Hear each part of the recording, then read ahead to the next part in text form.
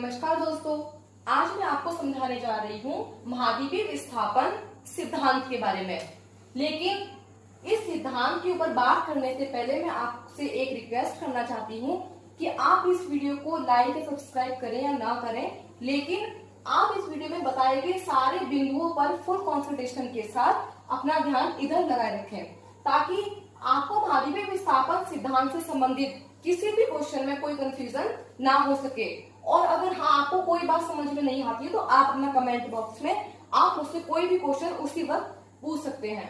तो अब हम बात करते हैं महाद्वीपीय विस्थापन सिद्धांत के बारे में। सबसे पहले हमें यह जानना आवश्यक है कि जो शब्द दिया गया है महाद्वीपीय विस्थापन सिद्धांत, कि विस्थापन से क्या तात्पर्य है, विस्थापन से क्या तात्पर्य होता है। तो विस्थापन से तात्पर्य होता है कि एक स्थान से दूसरे स्थान पर चले जाना, अर्थात जैसे महाद्वीपीय विस्थापन सिद्धांत, जैसे मैं यहाँ पे खड़ी हूँ और मैं अपनी गति के अनुसार मैं आपके इधर आ गई, तो ये क्या हो गया, मेरा विस्थापन हो गया। तो अब आप इसी तरह महाद्वीपीय विस्थापन सिद्धांत को समझेंगे कि महाद्वीपीय विस्थापन सिद्धांत से तात्पर्य यह है कि महाद्वीपों का एक स्थान से दूसरे स्थान पर चले जाना, वही महाद्वीपीय विस्थापन सिद्धांत कहलाता है। लेकिन सिद्धांत के अंदर एक बात और आप नोट करेंगे, ये जो महाद्वीपीय विस्थापन हुआ कि एक स्थान से दूसरे स्थान पर चले जाना, वो महाद्वीपीय विस्थापन है। लेकिन सिद्धांत किसे कहेंगे, सिद्धांत किसी के सिद्धांत के आगे हम कैसे लगाते हैं कि महाद्वीपीय विस्थापन सिद्धांत से संबंधित अध्ययन को महाद्वीपीय विस्थापन सिद्धांत कहा जाता है। कि कोई भी हम स्टडी करते हैं, उसके बारे में हम रिसर्च करते हैं, तो वह हमारा क्या हुआ, सिद्धांत हुआ। तो इस प्रकार महाद्वीपीय विस्थापन सिद्धांत से टॉपिक आपको 3-4 बातें याद रखनी होगी, जिससे आपका ये पूरा सुरक्षा हो जाए। क्योंकि कुछ बच्चों को क्या होता है कि बुक्स पढ़ने के बाद भी वह चीज क्लियर नहीं हो पाती है कि वह कहना क्या चाह रहा है। तो अब आप देखेंगे कि महाद्वीपीय विस्थापन सिद्धांत पहले तो आपको 3 स्टेप्स में समझना होगा, फिर इसके प्रतिपादक कौन रहे हैं और इसके युगों के बारे में आपको याद रखना है। कि जैसे आप युगों में कंफ्यूज हो जाते हो कि मायोसीन, ये युग के जो नाम होते हैं वह हमें बहुत मुश्किल से याद हो पाते हैं। तो अब आप क्या करेंगे कि सबसे पहले 3 स्टेप्स में ये डायग्राम है आपका। पहले आप समझेंगे कि महाद्वीपीय विस्थापन सिद्धांत का प्रतिपादन किसने किया। प्रतिपादन कौन, मतलब प्रतिपादन करने वाला व्यक्ति कौन, क्या कहलाता है, प्रतिपादक। तो इसके प्रतिपादक जो थे वो कौन थे, प्रोफेसर अल्फ्रेड वेगनर, जिसका प्रतिपादन किया 1912 में, 1912 में प्रोफेसर अल्फ्रेड वेगनर ने इसका प्रतिपादन किया। किसका, महाद्वीपीय विस्थापन सिद्धांत का। अब आती है बात युग की। आपको अब इसके बातें याद रखना है, युग कि महाद्वीपीय विस्थापन सिद्धांत है वो कितने युगों में पूरा हुआ। तो आपको शॉर्टली आपको 3 युग याद रखने हैं, जिसमें से कार्बोनिफेरस युग, जुरैसिक युग और एक आता है आपका प्लायोसीन युग। कौन कौन से, कार्बोनिफेरस युग, जुरैसिक युग और एक आता है आपका प्लायोसीन युग। ये आपके 3 युग आपको याद रहेंगे, ठीक है। अब बात आती है समझने की। अब देखिए महाद्वीपीय विस्थापन सिद्धांत था वो प्रोफेसर अल्फ्रेड वेगनर, उनके सामने मेन समस्या ये महाद्वीपीय विस्थापन सिद्धांत को का प्रतिपादन करने की नहीं थी। क्या थी, जलवायु संबंधी परिवर्तन। क्योंकि जो ये प्रोफेसर अल्फ्रेड वेगनर थे वह भू आकृति विज्ञान के अधिवेता नहीं थे, वह किसके थे, जलवायु शास्त्रवेता थे। अर्थात जलवायु को ज्ञान करने वाला, जलवायु का अध्ययन करने वाला, उसका रिसर्च करने वाला कौन थे, अल्फ्रेड वेगनर। जलवायु संबंधी परिवर्तन इनके सामने सबसे बड़ी वो थी, जलवायु संबंधी परिवर्तन। ये देखिए क्या प्रॉब्लम थी इनके सामने कि अल्फ्रेड वेगनर चाहते थे, इनके दिमाग में एक बात आई कि ये जलवायु संबंधी परिवर्तन है वो कैसे है। जैसे कि आप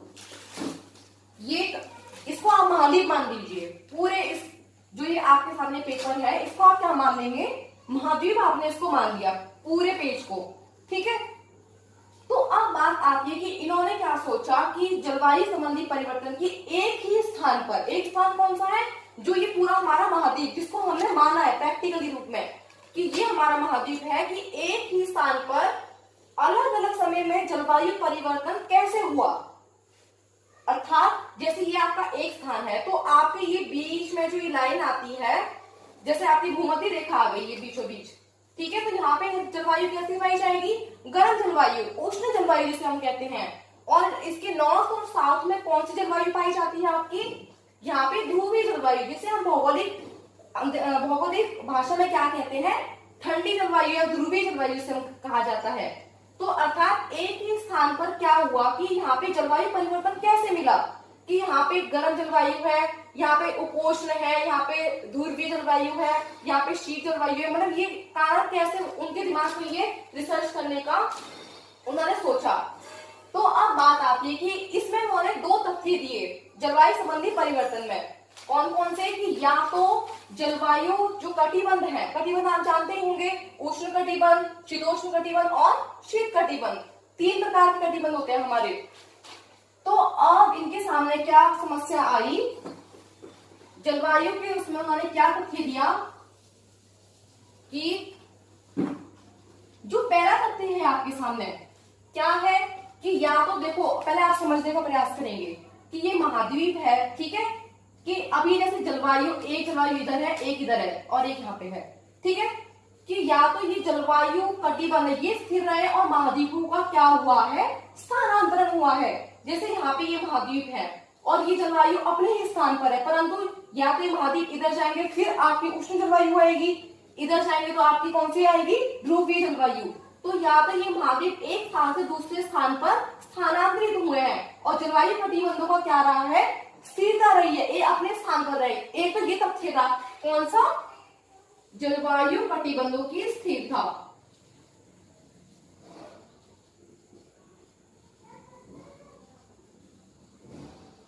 जलवायु कटिबंधों की स्थिरता। स्थिरता का मतलब क्या होता है?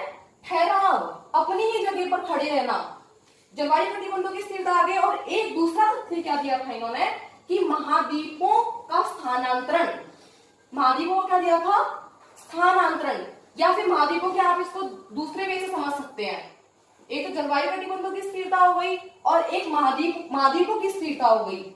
कौन सी? जैसे जलवायु कटिबंध, जैसे आपके महाद्वीप हैं, ये अपने ही स्थान पर स्थिर है, अपने ही स्थान पर खड़े हुए हैं, परंतु जलवायु का स्थानांतरण हुआ है। लेकिन एक दूसरा तथ्य क्या आता है कि महाद्वीपों का स्थानांतरण हुआ और जलवायु कटिबंध अपने स्तर पर, अपने ही स्थान पर क्या रहे? स्थिर रहे। तो आपकी दो तथ्य हो गए, तो जलवायु कटिबंधों की स्थिरता और एक आती है आपकी महाद्वीपों की स्थिरता। महाद्वीपों की स्थिरता। अब देखो आप, अब महाद्वीपों की स्थिरता से तो इन्होंने थोड़ा सा इनको अस्वीकार किया है इस तथ्य को कि महाद्वीप अपने स्थान पर स्थिर नहीं रह सकते, कि महाद्वीपों का स्थानांतरण हुआ होगा। जिस प्रकार से जलवायु में अलग अलग स्थान पर अलग अलग परिवर्तन देखने को मिलते हैं। तो अब आपको ये चीज आपकी क्लियर हो चुकी है कि जलवायु परिवर्तन है, ये वैगनर महोदय ने जलवायु परिवर्तन से संबंधित रिसर्च करना था, अध्ययन करना था, जिससे महाद्वीप है आपके, एक तो महाद्वीपों की स्थिरता बताइए और एक जलवायु कटिबंधों की स्थिरता बताइए, तथा एक में जलवायु कटिबंधों का स्थानांतरण बताया है तथा दूसरे में महाद्वीपों का स्थानांतरण। मतलब एक चीज दूसरे से अपोजिट है, विपरीत है, विपरीत कह रहे हैं एक दूसरे को। तो अब आपका ये जलवायु कटिबंधों का ये आपका क्लियर हो चुका है। अब जलवायु के बारे में रिसर्च करते करते उनके सामने, मतलब वो किसी और चीज को तलाश करना चाह रहे थे लेकिन सामने कुछ और चीज आ गई। तो अब क्या हुआ कि महाद्वीपीय विस्थापन सिद्धांत में उन्होंने क्या कहा कि इसे मैंने आपसे अभी आपको समझाया कि आपको उसे 3 स्टेप्स में समझना होगा। महाद्वीपीय विस्थापन सिद्धांत को कैसे? जैसे कि महाद्वीपीय विस्थापन सिद्धांत को समझाने के लिए वैगनर महोदय ने क्या किया कि हमारा जो संपूर्ण विश्व है, संपूर्ण स्थलखंड है, उसे क्या बताया था वैगनर महोदय ने कि कार्बोनिफेरस युग में, जो कार्बोनिफेरस युग था, मैंने आपको अभी 3 युगों के बारे में बताया था कि आपको ये 3 युग याद रखने हैं। कौन कौन से? कार्बोनिफेरस युग, जुरेसिक युग और एक प्लायोसीन युग, ठीक है। तो अब सबसे पहले बात आती है कार्बोनिफेरस युग की। कार्बोनिफेरस युग में क्या होता है कि महाद्वीपों को एक जुड़ा हुआ बताया गया है कि वैगनर महोदय ने क्या कहा था कि संपूर्ण जो स्थलखंड थे, संपूर्ण जो महाद्वीप, कौन कौन से स्थलखंड, जैसे हमारे उत्तरी अमेरिका जो वर्तमान स्वरूप है हमारे महाद्वीपों का, उत्तरी अमेरिका, दक्षिणी America, Europe, Asia, Australia and Africa, ये सारे क्या थे, आपस में जुड़े हुए थे। कैसे थे ये आपस में? पहले आपको डायग्राम के माध्यम से समझाऊंगी, उसके बाद में आपको एक प्रैक्टिकली रूप दूंगी, ताकि अगर आपको ऐसे समझना है तो आप वैसे समझ सकें। तो ये क्या हुआ कि ये संपूर्ण जो हमारा भाग है, ये वाला क्या है, संपूर्ण स्थलखंड, संपूर्ण महाद्वीप, उसका नाम दिया वैगनर महोदय ने पैंजिया। क्या नाम दिया? पैंजिया। और इसके चारों और जो जलीय भाग था, जलीय भाग मतलब चारों जो जल से घिरा हुआ भाग था, उसका नाम दिया वैगनर महोदय ने पैंथालासा। क्या नाम दिया? पैंथालासा। ये बात कौन सी युग की हुई? कार्बोनिफेरस युग की, कि जब संपूर्ण जो महाद्वीप थे वो आपस में क्या थे, मिले हुए थे, तथा उनके चारों ओर जो भाग था, जो संपूर्ण महाद्वीप मिले हुए थे, उसका नाम क्या दिया? पैंजिया। और जिसके चारों जो जलीय भाग था, उसका नाम दिया पैंथालासा। क्या नाम दिया उसका? पैंथालासा। अब आते हैं हम सेकंड स्टेप में। सेकंड स्टेप कौन सा है हमारा? जुरेसिक युग का। ये बात थी कार्बोनिफेरस युग की, और ये वाली बात है जुरेसिक युग की। अब आप देखिए कि क्या होता है कि कुछ समय बीत जाता है, मतलब काफी समय बीतने के पश्चात क्या होता है कि पैंजिया के दो टुकड़े हो गए, विभंजन हो गया। विभंजन का मतलब क्या होता है? दो भागों में बंट जाना। दो भागों में बंट जाना, इसको बोलते हैं विभंजन। पैंजिया का क्या हुआ कि दो भागों में ये पैंजिया बंट गया, जिसमें उत्तरी भाग का नाम दिया वैगनर महोदय ने लारेशिया, दक्षिणी भाग का क्या नाम दिया? गोंडवाना लैंड। क्या नाम दिया इसका? गोंडवाना लैंड। और अभी देखो अब क्या हुआ कि ये दोनों भाग जब अलग अलग हो गए, पैंजिया जो भाग था वो अलग हो गया, ये हो गया आपका लारेशिया और ये हो गया आपका गोंडवाना लैंड। अब जो इसके मध्य का जो भाग रिक्त स्थान था, उसके मध्य का हो गया, जल भर गया। जल के भराव के कारण इसका क्या नाम दिया हमने? टेथिस सागर। क्या नाम दिया हमने इसका?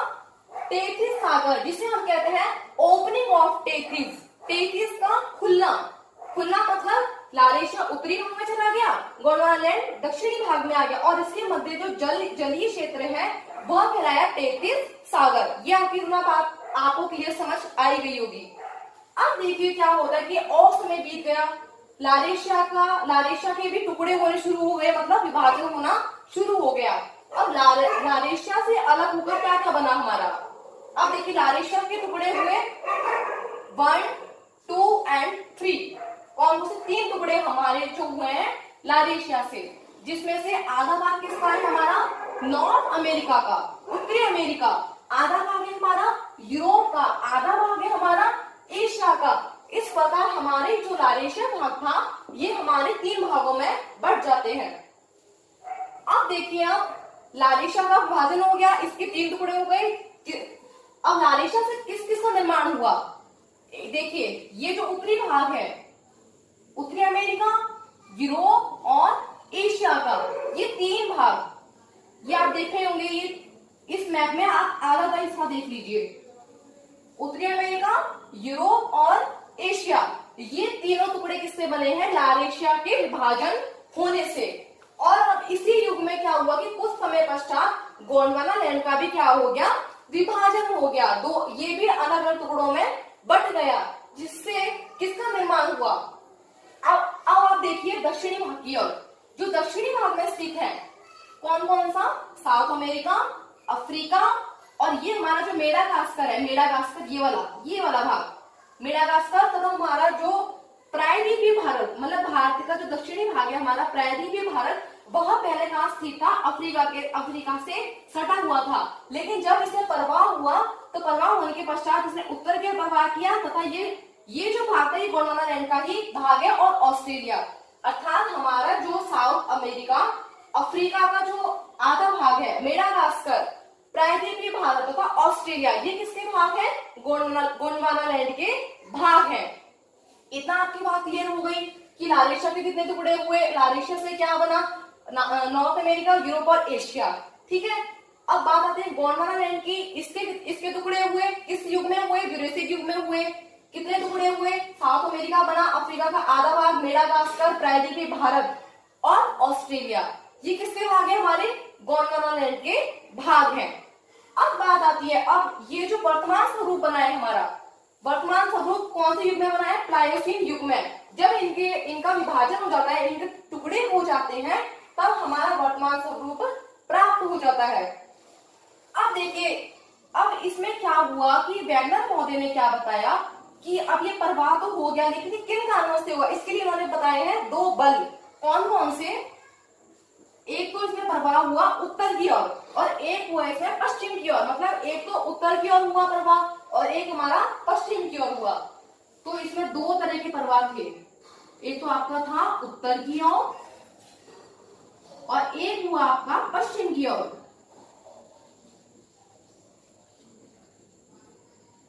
पश्चिम की ओर। अब जो उत्तर की ओर आपका प्रवाह हुआ है वो कौन से बल के कारण हुआ है? अब ये वैगनर महोदय ने बल बताए गए हैं कि कौन से बल के कारण जिससे उत्तर की ओर प्रवाह हुआ, वो हुआ है पृथ्वी की गुरुत्वाकर्षण जो शक्ति है तथा पल्लवनशीलता का जो बल था। कौन सी शक्ति? गुरुत्वाकर्षण, गुरुत्वाकर्षण व पल्लवनशीलता, पल्लवनशीलता, ये आपका कौन सा प्रवाह था? फर्स्ट वाला। उत्तर की ओर जो प्रवाह हुआ है वो हुआ है हमारा गुरुत्वाकर्षण और पल्लवनशीलता बल के कारण। और जो आपका पश्चिम की ओर जो प्रवाह हुआ है वो हुआ है आपका चंद्रमा की ज्वारीय शक्ति के कारण। कौन सा है आपका दूसरा? चंद्रमा की ज्वारीय शक्ति। ज्वारीय शक्ति से आप समझ ही गए होंगे, मतलब जो समुद्रों में ज्वार भाटा भी आता है, जो चंद्रमा है वह अपने आकर्षण से जल को अपनी ओर क्या करता है? आकर्षित करता है। इसी प्रकार ये पृथ्वी जो है, पृथ्वी और चंद्रमा जब इनका ज्वारीय बल काम करता है चंद्रमा का, तो क्या होता है कि ये जो पश्चिम की ओर प्रवाह हुआ है किसके कारण? ज्वारीय बल लगा, चंद्रमा का ज्वारीय बल। तो इससे क्या हुआ, ये जैसे हमारा जो भारत था वह अफ्रीका से सटा हुआ था, यहाँ पे ये अफ्रीका से क्या था? सटा हुआ था। तो अब बात आती है कि ये जो हमारा भारत है वह उत्तर की ओर प्रवाहित होना शुरू हुआ। किस बल के कारण? गुरुत्वाकर्षण व पल्लवनशीलता बल के कारण। मतलब जो भूमध्य रेखा की ओर हमारा प्रवाह ऊपर की ओर हुआ, ये हुआ पल्लवनशीलता व गुरुत्वाकर्षण। ये आपको बात समझ आई हुई होगी। और जो हमारा ये साउथ अमेरिका है और नॉर्थ अमेरिका है, दोनों अमेरिका, आपकी बुक में लिखा हुआ दोनों अमेरिका के पश्चिम की ओर प्रवाहित होने के कारण। तो दोनों अमेरिका कौन कौन से हैं? वो नॉर्थ अमेरिका और साउथ अमेरिका। तो अब आपका क्या होता है कि ये होते हैं चंद्रमा की ज्वारीय शक्ति के कारण ये पश्चिम की ओर प्रवाहित होना शुरू कर देते हैं। इस प्रकार क्या होता है? अब ये देखिए आप, महासागर का निर्माण इन्होंने बताया है कि साउथ अमेरिका और नॉर्थ अमेरिका के पश्चिम की ओर प्रवाहित होने के कारण किसका, ये जो बीच का भाग है ये वाला जलीय भाग, इससे निर्माण हुआ आंध्र महासागर का निर्माण। कौन सा महासागर? आंध्र महासागर। क्योंकि ये पहले महासागर जब ये जुड़े हुए थे, पहले कोई महासागर नहीं था, आंध्र महासागर, पैसिफिक ओशन, ये कोई भी नहीं था। लेकिन जब इसमें प्रवाह होना शुरू हुआ, अर्थात ये महाद्वीप दोनों अमेरिका जब पश्चिम की ओर प्रवाहित हुए, तो इसके मध्य जो जलीय भाग था उसका नाम आंध्र महासागर पड़ा, आंध्र महासागर। और हमारा जो भारत था, भारत के उत्तर की ओर प्रवाह होने के कारण इसके मध्य कौन सा महासागर बना? हिंद महासागर, जो इसके मध्य जल बना। कौन कौन सा? आपको बात समझ आई होगी महासागर का निर्माण भी किस तरह हुआ होगा कि ये जो हमारे महाद्वीप है नॉर्थ अमेरिका और साउथ अमेरिका, ये पश्चिम की ओर प्रवाहित हुए, जिसके मध्य जलीय भाग आंध्र महासागर कहलाया, तथा हमारे जो ये भारत है, हमारा प्रायद्वीपीय भारत, वह अफ्रीका से उत्तर की ओर चला गया, तथा इसके मध्य जो जलीय भाग है वह कहलाया हिंद महासागर। अब देखो, अब आधी बात, जो बचा हुआ जो भाग था पेनथलासा का, ये इधर वाला क्षेत्र और इधर वाला क्षेत्र, अगर हम आपको ये महाद्वीप है, हमारा जो ग्लोब होता है वो ऐसे जुड़ा हुआ होता है, तो मतलब अगर हम इसको ऐसे जोड़ दिया जाए तो ये आधा भाग और ये वाला भाग समझ गए होंगे आप। अगर हम इसको ऐसे जोड़ देंगे तो अब ये देखिए आप, जो पेनथलासा क्या हुआ, इससे संकुचित हो गया, मतलब आंध्र महासागर का निर्माण एस अक्षर में बन गया, ये ऐसे। एस अक्षर में आपका बन गया आंध्र महासागर। अब बात आती है, देखो अब जो बचा हुआ भाग है, जो पेंथालासा था इतना बड़ा जलीय भाग, वह क्या हो गया, संकुचित हो गया। संकुचित का मतलब क्या होता है, सिकुड़ना, छोटा होना, संकीर्ण होना। तो अब देखो जो ये बचा हुआ भाग था उसका नाम क्या दिया, पैसिफिक ओशन। अब मैं आपको इस महाद्वीपीय विस्थापन सिद्धांत को मैं आपको समझाना चाहूंगी एक प्रैक्टिकल के माध्यम से। अब आप ये देखिए, जैसे कि ये मैंने यूज किया है एक सब्जी के माध्यम से, मैं आपको बताना चाहूंगी, पता हुआ भी है आपके सामने, जिसे ये प्रैक्टिकल रूप में हमने इसको लिया है कि जैसे जिसको समझ अभी भी नहीं आ रहा है कि महाद्वीपीय विस्थापन सिद्धांत। अब देखो जैसे कि आपका ये क्या है, पता गोभी है, लेकिन हमने इसको पता गोभी नहीं मानना है, हम मानेंगे इसको एक पूरा, ये स्थलखंड है पूरा पेंजिया। तो अभी क्या है, ये जो है ये पूरा अभी ये क्या है, पेंजिया है, लेकिन इसकी जो लेयर्स है हमने इसकी लेयर्स को अलग कर दिया है। ये वाली लेयर्स, इसको क्या करा हमने, अलग कर दिया। तो ये हम क्या मानेंगे, हमारे जो भूखंड है, अलग अलग भूखंड, जैसे साउथ अमेरिका, ये वाले भूखंड, north America, south America, Europe, Asia, Africa, Australia, ये हम इसको मान लेते हैं, इसकी किसकी लेयर्स को, इस लेयर्स को हम मान लेते हैं। अब ये देखिए आप कि अब वापिस से आपका रिविजन करवाती हूँ कि वैगनर महोदय ने क्या कहा था कि संपूर्ण अगर स्थल भाग, मतलब स्थल भाग ये हमारे पूरा स्थल भाग है, इस संपूर्ण स्थल भाग को यदि मिला दिया जाए, कैसे, ऐसे, ये संपूर्ण स्थल भाग को हमने क्या करा, मिला दिया अपने ही स्थान पर, ये हमारा पूरा क्या बन गया, पेंजिया बन गया। इस संपूर्ण दृढ़ स्थल खंड को क्या कहा है वैगनर महोदय ने, पेंजिया। लेकिन जब इसके भाग अलग अलग हो जाता है फिर ये पेंजिया नहीं रहता, क्योंकि हमने इसको क्या माना था, अलग अलग टुकड़े, जो अलग अलग भूखंड है। अब क्या हुआ कि संपूर्ण भूखंड को यदि एक साथ मिला दिया जाए तो ये हमारा क्या कहलाएगा, पेंजिया। अब क्या होता है, पेंजिया के चारों ओर जो जलीय भाग होता है उसे क्या नाम दिया है वैगनर महोदय ने, पेंथालासा। ये आपको समझ आई हो, ये है, ये हमारा पेंजिया, ये मैंने इसको यहाँ रख दिया। पेंजिया के चारों ओर जलीय भाग क्या कहलाएगा, पेंथालासा। अब देखिए ये कार्बोनिफेरस युग की बात थी, जो इतना हमारा ये हमने समझा कि ये बन गया पेंजिया, जो हमारे टुकड़ों के मिलने से होता, अलग अलग भूखंड, जो हमारा साउथ अमेरिका, अफ्रीका, ये सब था। अगर हमने इसको क्या करा, आपस में मिला दिया, मिलाने के पश्चात ही क्या बन गया, पेंजिया। पेंजिया के चारों ओर का भाग खिलाया पेंथालासा। अब क्या होता है कि जुरेसिक युग में वापस इसके दो टुकड़े होते हैं, किसके, इस पेंजिया के। अब कैसे होता है, ये देखिए, ये देखिए आपके सामने, ये रख दिया मैंने आपके सामने, ये इसके दो टुकड़े हो गए हैं, एक तो नॉर्थ वाला, एक साउथ वाला। पेंजिया के क्या हो गए, दो टुकड़े। ऊपर वाला भाग क्या कहलाया, लारेशिया, और नीचे वाला भाग, दक्षिणी भाग, वो क्या कहलाया, गोंडवाना लैंड। ये देखिए आपके सामने, ये है आपका लारेशिया, ये है आपका गोंडवाना लैंड। इसको हम ऐसे समझने का प्रयास करेंगे, ऊपर वाला भाग जो इसके दो टुकड़े हुए। अब क्या होता है कि जैसे पेंजिया का हमारे दो टुकड़े हुए, दो टुकड़े होने के बाद ये वाला भाग, ऊपर वाला लारेशिया, नीचे वाला भाग गोंडवाना लैंड। अब देखो जो इसके मध्य में ये रिक्त स्थान है, ये मध्य में क्या है, इसके रिक्त स्थान। अब इसमें यदि हम पानी डाल दें, मतलब ये इसका जल से भराव हो जाए, तो ये कहलाया बीच का भाग टेथिस सागर, जिसे क्या कहते हैं, ओपनिंग ऑफ टेथिस। क्या कहते हैं, ओपनिंग ऑफ टेथिस, टेथिस सागर। अब टेथिस सागर का इसमें निर्माण हो गया, जिसे क्या कहते हैं, टेथिस का खुलना। जैसे आप ये देख रहे हैं कि ये लगातार खुलता चला जाएगा, तो इससे क्या होगा, टेथिस का खुलना कहा जाता है। अब देखिए, अब जैसे ये हमारा लारेशिया है, अब मैं आपको इसके, ये हमारे वापिस में हमने इसको क्या माना है, पेंजिया ही मान लेना इसको, ये लारेशिया और ये इसके टुकड़े, जैसे हमें दो टुकड़े हुए थे इसके, ये देखिए, ये आपका लारेशिया था, ये आपका गोंडवाना लैंड। आप इसको मान लेंगे प्रैक्टिकली रूप में, लारेशिया और गोंडवाना लैंड। अब क्या होता है कि जुरेसिक युग के बाद कुछ समय बीता तक लारेशिया के क्या हो जाते हैं, तीन टुकड़े, तीन भागों में विभाजन हो जाता है। किसका, लारेशिया का, जिसमें अभी देखो आपके ये तीन भाग बन गए, किसके बने, लारेशिया के।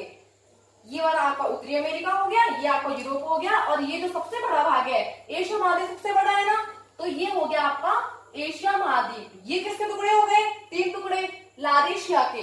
ये आपको समझ आई होगी, लारेशिया के टुकड़े हुए। अब लारेशिया को साइड में रख देंगे। अब देखो बात आती है अब गोंडवाना लैंड की। गोंडवाना लैंड के भी क्या होते हैं? जुरेसिक युग में कुछ समय बीतने के पश्चात तो क्या होगा कि इसके भी टुकड़े हो जाएंगे। ये देखिए साउथ अमेरिका, अफ्रीका, प्रायद्वीपीय भारत और ऑस्ट्रेलिया।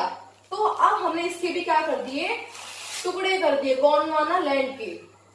ये देखिए कितने टुकड़े हुए इसके, ये आप काउंट कर लेना। जैसे मैं अपने आप को समझाने के लिए आपको बताती हूँ। ये कौन सा हो गया आपका? South America. दूसरे में आ गया आपका अफ्रीका। अफ्रीका का आधा भाग, गोंडवाना लैंड का जो भाग है सबसे बड़ा भाग है अफ्रीका में। और जो हमारा प्रायद्वीपीय भारत है ये वाला, ये उत्तर की प्रवाहित होने के कारण ये हमारा भाग गोंडवाना लैंड का भाग है।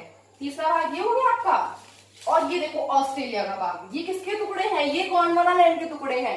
ये सारे किसके टुकड़े हुए हैं? गोंडवाना लैंड के, जिससे अब ये वर्तमान स्वरूप प्राप्त हो गया है। अब ये देखिए आप, वर्तमान स्वरूप प्राप्त होने के बाद ये आपको बताई दिया था क्यों हुए थे। उत्तर की ओर प्रवाह हुआ और एक पश्चिम की ओर प्रवाह हुआ, जिसमें से पश्चिम की ओर प्रवाह होने के कारण ये दोनों अमेरिका थे। इसके मध्य हमारे क्या हुआ था? आंध्र महासागर का निर्माण हुआ था। और हमारे प्रायद्वीपीय भारत के उत्तर की प्रवाह होने के कारण हिंद महासागर का निर्माण हुआ, तथा बचा हुआ जो भाग था पेंथेलासा का, वो हमारा कहलाया प्रशांत महासागर, पैसिफिक ओशन।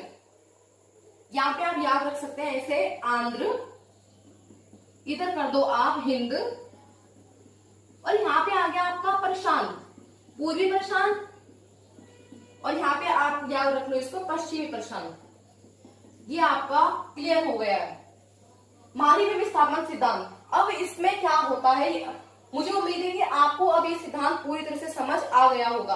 अब मैं वापस से आपको 2 बार रिवीजन करवा दिया है। अब आपके जो, अब देखो कोई सा भी ऐसा क्वेश्चन नहीं है जो इसका छूट रहा है। अब देखो क्या क्या क्वेश्चन बने इससे कि महाद्वीपीय विस्थापन सिद्धांत की रचना किसने की थी?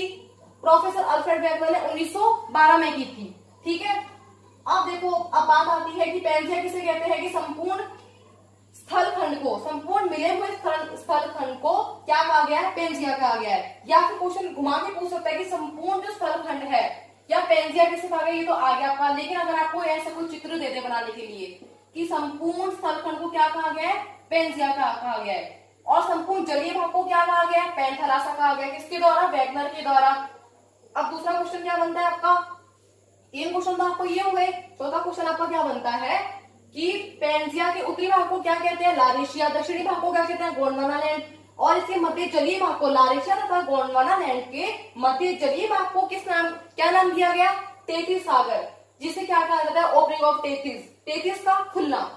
ठीक है, अब लारेशिया, हाँ एक क्वेश्चन आपको ये छूट गया है कि पेंजिया का निर्माण बताया, ये जो घटना हुई है कौन से युग में हुई है? ये हुई है आपके कार्बोनिफेरस युग में। कई बार आपके युग पूछ लेता है, तो आपको ये कंठस्थ करने है कि कार्बोनिफेरस युग में पेंजिया की जो ये घटना बताई गई है, पेंजिया पेंथेलासा की घटना हुई थी। जुरेसिक युग में लारेशिया तथा गोंडवाना लैंड। पेंजिया का विभाजन कौन से युग में हुआ था? जुरेसिक युग में। लारेशिया तथा गोंडवाना लैंड बन गए इससे।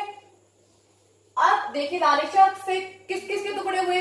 लारेशिया से कौन कौन से भाग है? तो क्वेश्चन बनता है आपका नॉर्थ अमेरिका, यूरोप और एशिया, ये 3 भाग किसके भाग है? लारेशिया के। गोंडवाना लैंड से क्या क्या बना था? साउथ अमेरिका, अफ्रीका, जो अफ्रीका का आधा भाग है, और ये हमारा प्रायद्वीपीय भारत और ऑस्ट्रेलिया, ये किसके भाग है? गोंडवाना लैंड के भाग है। अब आंध्र महासागर का जो निर्माण हुआ है किसके कारण हुआ है? दोनों अमेरिका के पश्चिम की ओर प्रवाहित होने के कारण आंध्र महासागर का निर्माण। हिंद महासागर का हमारे जो प्रायद्वीपीय भारत है इसका उत्तर की ओर प्रवाह हो गया, जिसके मध्य ये पूरा हिंद महासागर कहलाया। और बचा हुआ जो भाग था जो संकुचित हो गया है पेंथेलासा का, वो संपूर्ण क्या कहलाया? प्रशांत महासागर। ये आपका क्लियर हो गया इतना पूरा टॉपिक। अब देखिए ये आपका क्लियर हो चुका है। अब इसके बाद में हम, जैसे हम कोई भी काम करते हैं उसकी आलोचनाएं भी होती हैं, हमें प्रूफ भी देने पड़ते हैं कि आपने ये जो काम किया है वो किस आधार पर किया है, क्या प्रूफ है इसका, क्या प्रमाण है इसके। तो वेगनर महोदय को भी इस प्रकार अपना प्रूफ देना पड़ा था, प्रमाण देने पड़े थे कि हाँ कि ये ऐसा हुआ था। कैसे हुआ था? तो इन्होंने जो विभिन्न प्रकार के, आप ये सविंद्र सिंह की जो बुक आती है भू आकृति विज्ञान के अंतर्गत, उसमें आप विस्तार से पढ़ सकते हैं महाद्वीपीय विस्थापन सिद्धांत के बारे में, जिसके अंतर्गत उन्होंने कहा था कि जो वनस्पति है, जैसे ग्लोसॉप्टेरिस नामक वनस्पति इन्होंने खरीदी, क्या नाम था उसका, ग्लोसॉप्टेरिस। उन्होंने कहा वनस्पति के आधार पर उन्होंने प्रमाण दिए कि जो वनस्पति जैसे इस भाग में साउथ अमेरिका में भी मिली है, अफ्रीका में भी मिली है, ऑस्ट्रेलिया के भाग में मिली है और हमारे प्रायद्वीपीय भारत में भी पाई गई है। तो इसका कारण तो यही हुआ कि या तो किसी काल में यह सभी जो स्थलखंड थे एक दूसरे से मिले हुए होंगे, तभी यह क्या हुआ, ये ग्लोसॉप्टेरिस नामक ये वनस्पति है अलग अलग भागों में पाई गई। ठीक है। और दूसरा भाग उन्होंने क्या दिया है कि वह साक्ष्य देते हैं इस चीज के कि आप इस अमेरिका के जो पूर्वी भाग है और यूरोप का पश्चिमी भाग है, और ये साउथ अमेरिका का हमारा पूर्वी भाग, ये पश्चिमी भाग अफ्रीका का, कि इन तटों को आपस में मिलाया जा सकता है। कैसे, जैसे मैं आपको समझाती हूँ।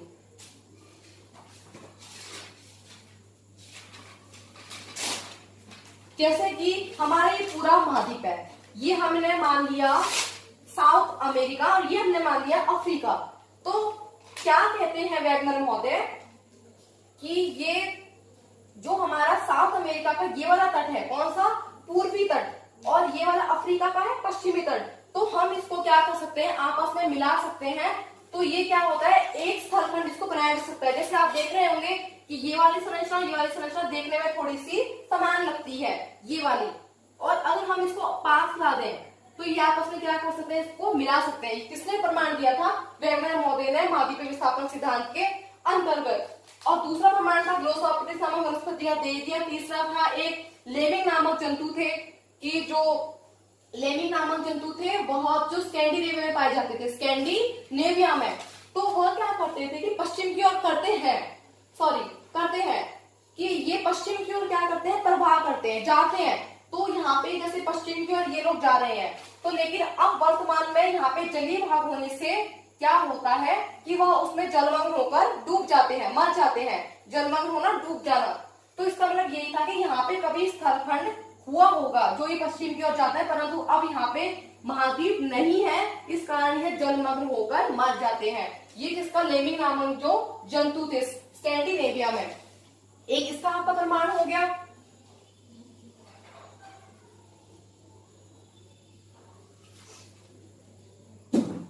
इस प्रकार ये अनेक से इन्होंने प्रमाण दिए थे, ये लेमिंग नामक जंतु हो गए, ये आपको विस्तार से बुक में अपनी पढ़ना है। इस प्रकार आपका महाद्वीपीय विस्थापन सिद्धांत कंप्लीट होता है। इस प्रकार आपको ये 3 स्टेप्स अपनी कॉपी में नोट करने हैं। ये वीडियो देखने के बाद भी ये नहीं कि आप वीडियो देख करके छोड़ दें, अगर आपको एक डीपली पढ़ना है महाद्वीपीय विस्थापन सिद्धांत को, स्पेशली ज्योग्राफी स्टूडेंट्स के लिए, तो वह आपको अपनी कॉपी नोटबुक बनानी है। उसके लिए आपको महाद्वीपीय विस्थापन सिद्धांत की हेडिंग डाल के आपको शॉर्टली जैसे आप समझ सको, इस प्रकार आपको डायग्राम बनाना है। जैसे आप आपके माइंड में कोई भी चीज समझ आती है तो आपको फर्स्ट स्टेप दो, सेकंड दो और थर्ड स्टेप दे दो। इस प्रकार हमारी वीडियो यहीं पर कंप्लीट होती है। अब अगली वीडियो में आपके साथ आएंगे प्रेट विवर्तनिकी सिद्धांत के साथ।